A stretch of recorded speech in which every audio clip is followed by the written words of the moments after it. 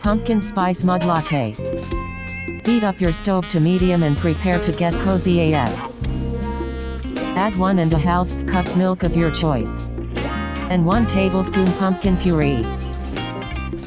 Whisk for 6 or 7 minutes, or just before it boils.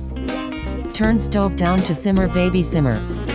Add 2 tablespoon maple syrup, a ½ teaspoon vanilla extract, 1 teaspoon pumpkin pie spice, and 2 teaspoons mud water.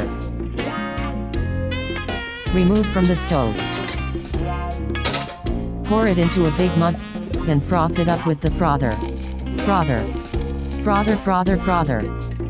Transfer to your sexiest mug.